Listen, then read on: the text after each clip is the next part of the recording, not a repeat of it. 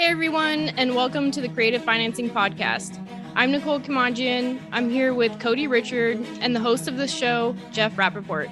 This is episode 224, and today we're going to be covering how to look at a lead and where to start when structuring creative financing offers. While listening to this episode, if you guys have questions, please head over to the Creative Financing Podcast Facebook group. If you're not part of the community, just search the Creative Financing Podcast in Facebook and ask to join. There will be a live session on the second Thursday of every month, so bring your questions. If you're watching this on YouTube, you can ask your questions in the comments below. If you're getting value from this episode, please like, share, and subscribe to the show. We also want your feedback, so please rate and review wherever you listen. I forgot, Jeff. What are we doing? We are looking at how to look at a lead, and that this lead's going to be a little different, but how to know where to start in terms of how to make an offer creatively. Okay. So I'm going to pose a couple of questions to you guys before I share my screen. And let you know that one of our apprentices brought me this lead. Now, this situation may be a little different than normal. She had this property under contract already, okay, that she was buying for her own personal use. She was going to move into it. And then she was going to make it some kind of executive rental or something somewhere a few years down the road, okay? What happened was that she was buying it conventionally, and the lender did not lock in her rate.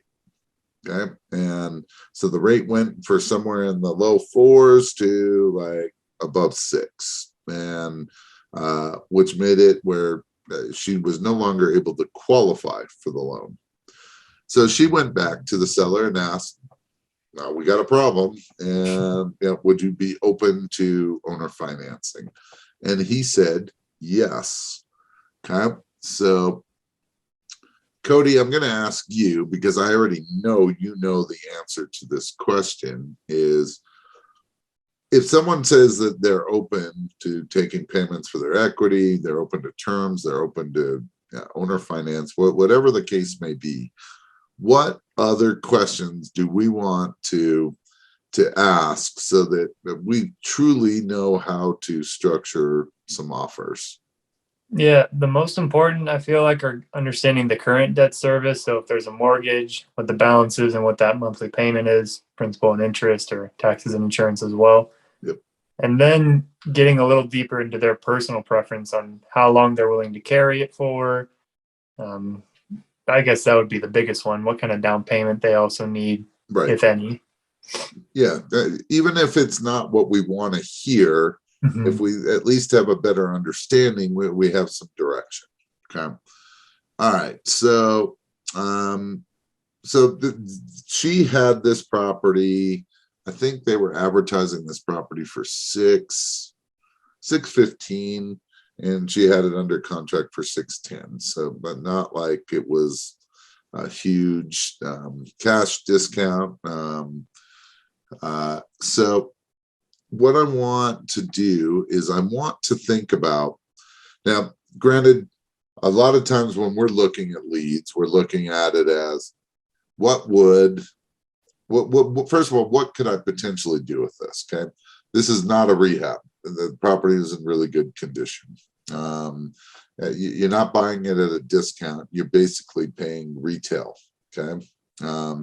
This is not truly a rental, not certainly as is, because the purchase price is $615, and I promise you the rents are not $6,000 or even thereabouts. Okay, so really, what we would be looking at, whether you were going to move into it or you would buy on terms, sell on terms, right? That, and I think they are similar because the person that was interested in buying this doesn't have a tremendous amount for the down payment and has a budget on what can pay on a monthly payment.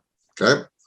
So I'm going to share my screen. I think we'll just we'll start with a blank sheet.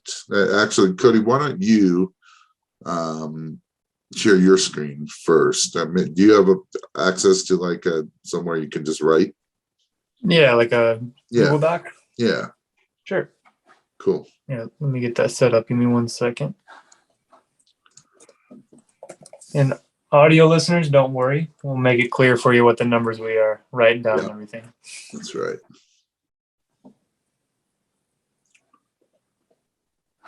So really what the whole point of doing this exercise is, where do you start? Where do you go? How do you decide what to do? So this was brought to me, and really all I had to do was ask a few questions, and then I can kind of walk you through what my goals were. So, and they're not really my goals. They were the goals of this buyer, right? That had to make sense for her, or else we're making offers that are worthless. All right. Okay, so what I want you to do, Cody, is let's just assume, and I have no idea if this is true. Let's assume the ARV is $615. Okay. That's also the asking price. My computer is moving at snail speed, but I promise it will be written down.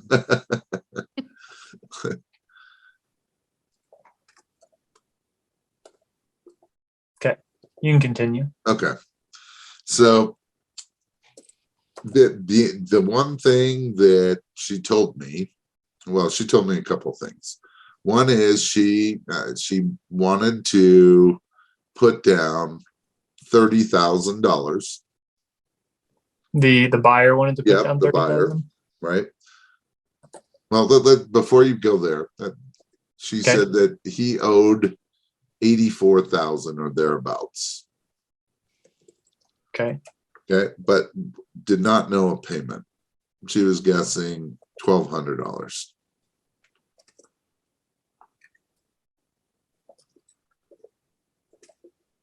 And I don't know what that I don't know how she came up with that number, if it included taxes and insurance. I have no idea.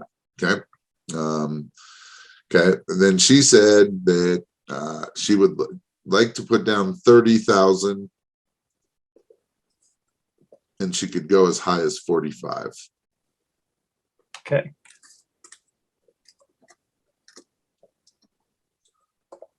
Okay, and then she wanted initially, and this was interesting, and I don't blame her. She's new to creative financing. I said, "But what is the monthly payment that you can afford?" And she said $3,000 a month.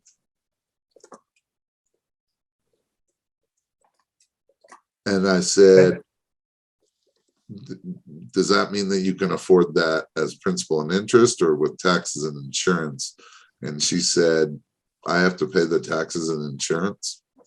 Okay, so we all had a conversation that we've all started at the beginning, and we've all asked the same questions. So I'm not making fun of you. Just yes, it needs to include taxes and insurance. Okay, so we had started to do some calculations, but when I found out that, hey, 3,000 really needs to be closer to the all-in price, we had to make some changes. Okay, we estimated the taxes and insurance will run around $300 to $325 a month. Okay. And I know that we looked up what the taxes were, and they seemed really low. I think they were like $1,800 a year, and I was guessing $125 a month for insurance. I think we're in the ballpark. I have no idea how close we are. It really depends if the taxes will change, which they certainly should. All right, so that's really all the information we have. Gotcha. Okay, so Nicole, if someone brought this to you and said, "Help me structure some terms offers where would you start? What would you look at first? What would I look at first? Yeah. Well, I mean, not knowing what the actual seller debt is, like the payment of $1,200, doesn't that kind of make it hard to put something together? Well, other than that, we can assume that it's fairly low, right? Mhm. So, I mean, it's a problem guess- if the payment is really $2,600 a month. That might be a bit of an issue. But with owing 84 grand, my assumption is the payment is fairly low. Okay. I guess. Can I don't help know. you? Yes. I know you want me to, but I want you to throw out any kind of answer. Where would you Any start? kind of answer. Yeah. Where would I start? Yeah. Maybe the down payment. Okay. What about the down payment? Well, I mean, the asking price is $615, and so is the ARV. So, I mean, I would want, if I'm giving you what you want, then I want to put less money in. Okay. So 30,000 down. Yeah, and I don't know what she was planning on putting down, getting conventional financing. Could have been, around 30, could have been maybe a little less. I don't know. But what about all the right, interest let's rate? do this. Okay. Mhm. Let's figure out right now. But what do you think interest rates are at, Cody, for Sound like they're about at 6%. yeah, probably pretty close, right? Yeah, it's crazy. So let's create a little bit of a range. So if we're gonna use a calculator really quick, yeah, and we're going to take 615, and we can still play with that payment, but we already know that we're not getting much less than 615, right? They were just under contract for 610, and now there's owner financing being offered or being asked for. So we're not really going down on price, right? That part's been answered for us. So let's say that, hey, we're going to put down 30 grand. That's what she wanted, and let's say we're going to pay 615. So that leaves us exactly with $585,000 balance, and let's just put in 5.5%. All we're really doing is trying to get an idea of where a payment would be, right? So over 30 years, 360 months, and let's solve for payment. So that payment comes in a little bit high, right? That it comes in at $33,321.57, which is outside of her budget, because remember, this is principal and interest, right? So we already know, based on this calculation, that we can't. So we might be able to put a little more money down, but that's not going to reduce this payment by $600+ right? She doesn't have that much more money to do. So what we need to do is start playing with interest rate to figure out what can we offer that would put us in the position to get to a payment that would make the most amount of sense, right? So, oh, good. So you're just updating your notes, is that right? Yeah. All right. Try to track where it goes. Yeah. So 5.5%. Is 5.5 truly what you could get right now?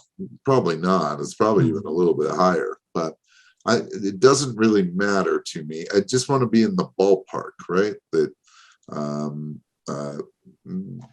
owner finance doesn't have to compete with bank financing, right? So, all right. So let's go back to your calculator.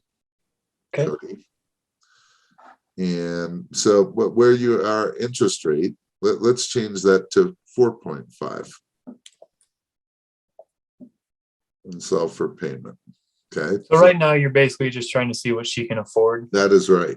So if you already have that in mind, kind of Yep. work backwards from there. Okay. Yep. So think about it this way. If we knew what the rents were on a property that we're trying to create cash flow, isn't that kind of what we do? We work Mhm. backwards to try to figure out, hey, we got to minus out our expenses. We've got to have a certain cash flow. How do we work backwards? It's the same kind of thing. Is that we already know where she needs to be payment wise. Does not make sense to make an offer that she can't afford. Mhm. Okay, so 4.5, we're getting closer. $2,964.11. But after you add in taxes and insurance, we're still probably $300 too high. Yeah. So why don't we try 3.5?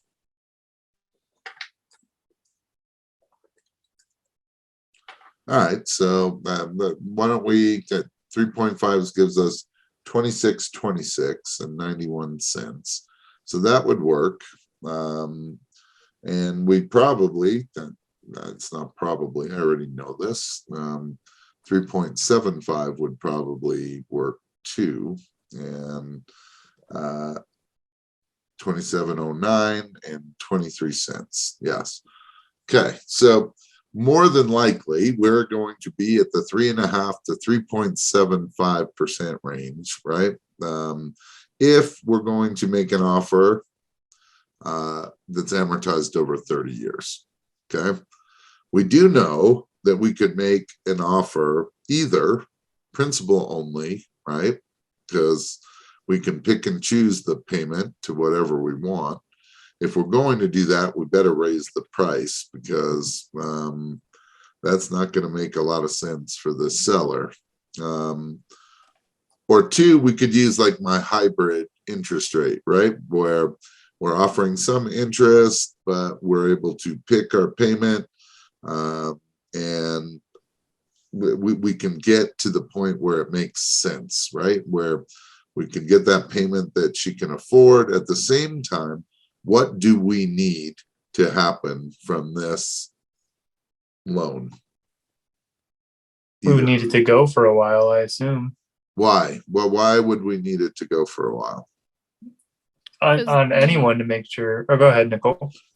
Well, I mean, if she was going to refinance out of it, like her payment is at like the interest rate that works for her is 3.5 to 3.75%. And right now they're around 6% for a conventional. Right. So when she has to refinance out of this, right, that we have to expect that interest rates are still going to be, 6, 5 3/4, 6 1/4, somewhere in that range. If if we know that at 5.5%, right, that it's at 33.21, another 0.5% or a 1% is only going to make that significantly worse.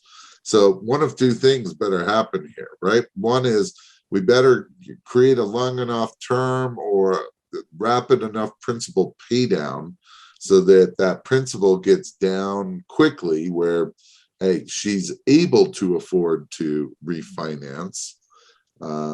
Or we better really hope that interest rates drop significantly in the semi-near future. I will go for option one, where we're going to try to take matters into our own hands. Okay, so if we wanted to make at least a couple of offers, right, that and we want to try to entice the seller here, right, that the seller already thought he was selling this property for 610 and getting cashed out. So how do you think we could entice the seller to be open to some kind of terms offer now? I think showing him how much more he can make on the property by not selling it outright, showing him that gross amount if he's making over 700, 800,000 over the duration of the term, be Okay. pretty enticing. Okay. So what do we know that, and I'm almost thinking that you're going to structure something very similar to me if I just give you enough direction here. So we know that if we're going to, if the asking price was 615, we really can't change that, right? If we're going to put down 30 grand. We already know that that interest rate's going to be 3.5 or 3.75. And let's just make that decision now. It's going to be 3.75, right? And the reason that it's going to be that is we want to show it higher, right? This is the return that the seller is going to get. We want to try to make it worthwhile. We can't really raise the price. What happens if we raise the price, Nicole? Well, the payment goes up. That is correct. So we're kind of right at the top end right now, right? So, so what could we do to get the seller a better return? If can't raise the price, can't raise the interest, what could we do? Raise the down payment? Well, so that's not going to get him a better return. Oh, what would give him a better return? Extend it out longer, right? Plus, what does that do for the buyer? Gives them more time to pay it down and refinance and go through that process. That is correct. So that actually provides two potential possibilities that are favorable for the buyer. One, the longer you have, the now you can try to pick and choose when that you do the refinance, right? So if hey, you had a time frame where interest rates dipped, maybe they don't rise again and they dip to 5.75, 5.5, something like that, 5.25. And you can jump on it, right? Because you have a little longer term. Or, hey, we got to run this out. We have 3.75. And I told her, chances are you're never seeing 3.75 again, right? Not on this particular house, at least. So running it as long as you can through this isn't going to hurt you. So let's think about how long, the seller probably, and she didn't get this information, right? Like, how long would you be willing to do this? And but the way I look at it is, if we're going to make two offers, one of them should be longer, one of them should probably be shorter. This one we already know has to be the longer one, right? It's a set interest rate. It's amortized over 30 years. I can't get any rapid principal pay down. The way I get pay down is over time. So let's think about, let's figure out what a balloon payment would be, Cody, with, let's say, a 6-year or 7-year or 10-year or something, where would that put us? So this is a 10-year balloon payment. That would be 10. Okay. So 456. Now I'm curious that so let's put that as our present value or thereabouts. It doesn't have to be exact. The 456. Yeah. Okay. So if we had a value of 456, and let's say 30-year mortgage at, let's say, 6%, what would be the payment? So this is looking at what the payment might be when she goes to refinance. That is correct. So is that the new payment, $27.39? The new payment, $30 higher. So Yeah. pretty dang close. Which I would hope that in 10 years or so that she would be in a little better position. She could afford a little more. All right. So 10 years would probably work, right? Let's just, for for the heck of it, figure out what 6.5 would be. Oh, 6.5%. So is that maybe feasible too? Like we said, Yeah. this is 10 years down the line. Now, granted, do I love that? Hey, I've been paying on this for 10 years and I get to refinance and my payment may actually go up, right? That's not truly the goal, but it still works, right? It's within the range that could work. Yeah. And just for audio listeners, at 6.5%, it went up to 2,888.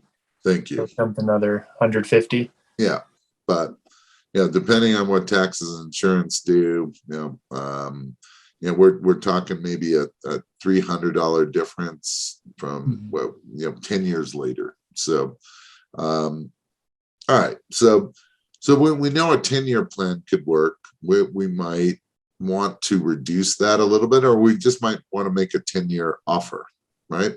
So we basically have figured out this offer pretty much by what we could do, right? But what the numbers will allow us to do.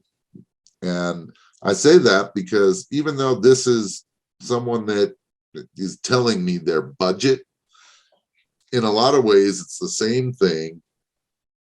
If we're figuring it out for a commercial property, the numbers have to kind of give us some guidance, right? That we got to choose what we need for cash flow. We got to know what the expenses are. Even for a single family rental or a small multifamily, same thing. We're going to take out the expenses, all the fixed expenses, the taxes, the insurance, the utilities, anything else that what we know is going to be a part of that. And then we're going to look at, all right, what's left for debt service, what's left for cash flow, and can we make those numbers work? Same thing, really, right? Except the only difference is what can we offer for cash flow? What can what can the buyer afford? Okay, so let's say that basically that's one of our options, right? Which would be a purchase price $615.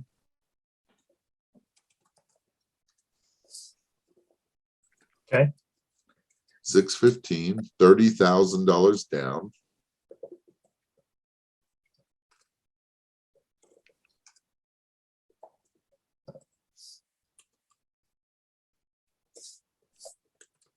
Interest 3.75.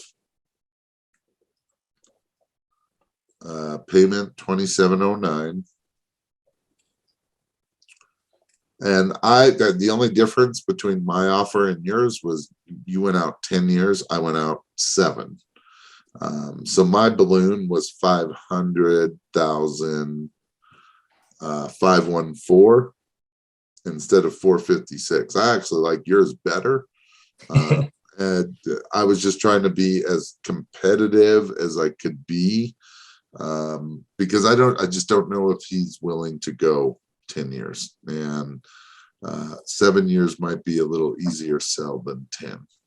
Okay. It's nice of you to call this my offer. It is your offer. All right. So now let's figure out how we could make potentially one more offer. Okay. That might still work. So if we know that's like that's our more set kind of offer, right? So to me, there's only one of two ways that we can go here. It doesn't make sense to offer the same price, right? I mean, why would we be offering $615? And if I offer more down payment, I'm going to choose this option over the other one. So what can we do? We know she can afford a little more money down, so maybe that could be one of the things that we entice the seller with. So let's say that we already know that the down payment, we're going to up to $45,000, right? Okay. Okay. So really all we're trying to do is fill in the blanks. Okay, interest is pretty simple to me, right? It has to be something where we can create the payment and we can get rapid principal pay down. So there's only two choices. One is principal only, or two is hybrid interest rate. Okay, so I chose hybrid interest rate. So I chose 2.5%. And the way that I did this is I was playing with numbers back and forth, just back and forth. Kind of similar to what I had Cody do on the first example, right? Try 6, try 6.5, try 5, right? I'm just putting in some numbers and I'm trying to see where it puts me, okay? So we know that the payment can't be much more than 2709, right? That is pushing the limits, okay? So I went up to 2750, which I know is pushing the limit. I said, can you do it? And she said, I'll do it. Said, all right. Okay. So really, we have 3 blanks that we still got to fill in, right? So I thought, Cody, in your experience, what's one way to convince a seller to take an owner finance offer? What is one thing that they really like? A high price. There you go. All right. So let's offer more than what he was asking. So I don't want to get too crazy because what's the goal here? We got to get this down, right? And the goal is we've already made our long-term offer. This is going to be our shorter-term offer. I don't want to go too crazy, but I want to try to get his attention, right? So I went with, and let me tell you how I figured this out. I pulled a number out and I guessed. Okay, it was not a million. No, 1 million's too high. All right. no, it might be a little high. I went with 637. Dang it, I was thinking 630. 630 might have worked. Okay, so already this option looks a little different, right? It's a higher price, higher down payment, even a slightly higher monthly payment. Okay, and the goal here is that if this was a seller that I didn't really care which offer he takes, I'd probably make him a little more different. But this is a house that she's literally under contract with, that she's got earnest money involved with, that she's got to try to make this work. And so all right, so years. Okay, so to me, we got to go at least 5 years. That's pretty much, can't get away with anything less than that right now. Even if it was principal only, I think we'd ask for 5 years. Okay, so let's go back. Will your calculator figure out hybrid? Yeah. Okay. It's a little different, I think. I don't know how much different it is than yours. But for me, I put that wouldn't be the present value. So 637 minus the down 45. 592. Yep. Okay. So 592 is the present value. And then on my calculator, you'll see on screen 2.5% as the interest rate. Yep. 360 as the term. Oh, so you're going to figure it out as an amortization first? So I guess just as a refresher, with the hybrid interest rate, you'll see if this was just amortized over 30 years, the payment is $2,339. Okay. But Jeff is basically just paying extra principal on top of that, right? Right. So it's $2,750. So with this one, you just put in the payment, $2,750. And then I guess for the period, you'd want to put it as the 60 months. Right. And then future value. We hit the same balloon payment? Yes, we did. $495,175. Yep. So really, if you back up and you look at the balloon payment, it's the difference of less than 50 grand, right? It's more like 40 grand. Yeah. and the difference in time frame is 5 years, Mhm. right? So wouldn't it make sense if he's going to take an offer, it would probably be this one, right? This one would look attractive to him. Just so we know, the seller will gross, and this was based on a 5 and an 8 year period for me. The 8 year And period, I can run it real quick just for it these doesn't live. matter. Okay. To me, the 10 year actually makes more sense than the 7 year. It wasn't even 8, it's 7. It's 5 and 7. He makes an extra $50,000 though if he's willing to wait 2 more years on the property. Okay. And when I say he makes, he grosses, because we don't know exactly what his payment is. In your case, he makes significantly more to stay in it 5 more years, because he grosses 705, 175 for 5 years on that option. You said 705, 175? Correct. And then for mine on the 10 years, he grossed 812,000. Yeah, so he makes it over $100,000 more, basically another $20,000 more a year, right? Mm-hmm. Which may or may not be worth it to him. But either of these would work, right? That they'd work for the buyer. She basically gave us her parameters. Now the question is, does it work for the seller? I don't know. But you would see why it's so important to try to get some additional information. The questions that you talked about at the beginning, Cody, was, what's the least you would take for a down payment? And, how long would you be willing to continue to make money on your money, right? Or your equity? And, if we understand what those might be, then we have some clear direction. But I want you to know, people ask me all the time, how do you know where to start? Well, I just showed you, right? I try to start with what someone is asking. Sometimes that doesn't work, and now I got to reduce it. Sometimes I don't want to give them what they're asking. I think they're already asking way too much.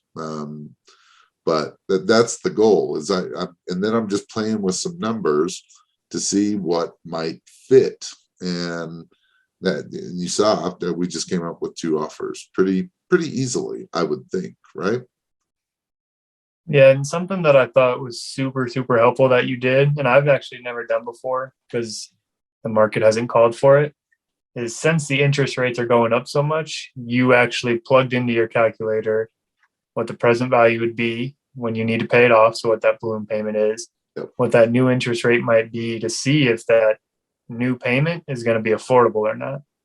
Because before, you didn't really need to. Well, it wouldn't make sense to submit that offer, or either offer, if the payment's going to go up by like $1,000 a month for her, right?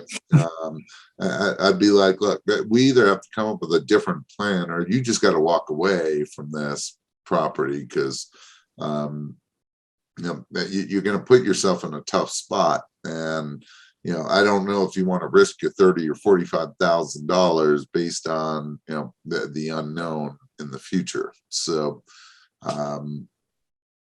that is exactly why we did it, and that's part of why we had to structure it the way that we did, right? That it became automatic that option 1 had to be a longer term.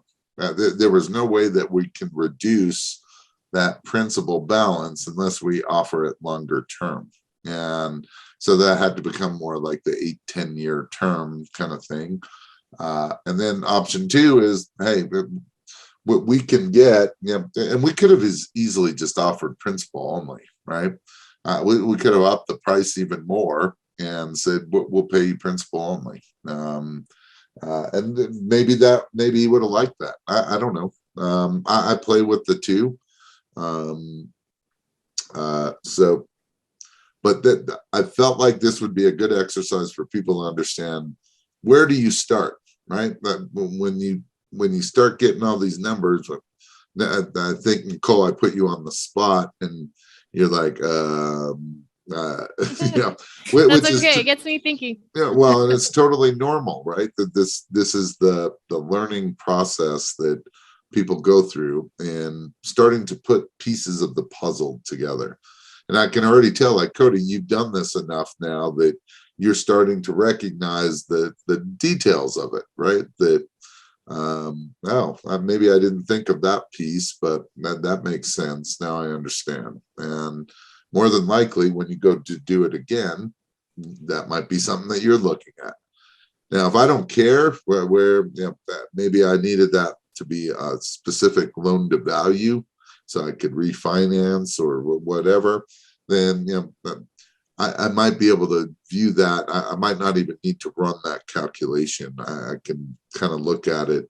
Normally we're not paying full market value or above market value, whatever the case may be here. But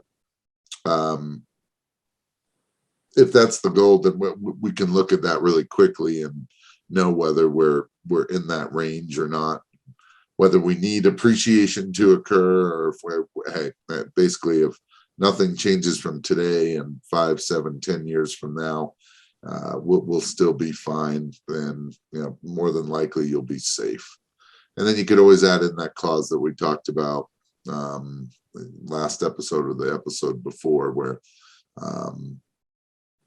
if at the time of balloon must be at 75% or 80% loan to value, or terms get extended automatically until we reach that point. Any last questions? No, I was just going to say, if you made it this far, go ahead and scroll down and subscribe if you're on the YouTube. And if you're on the podcast, leave us a review. It's free, helps us out a lot, and helps us keep growing. Hope you enjoyed it. Go out and create some terms. We'll see you next time.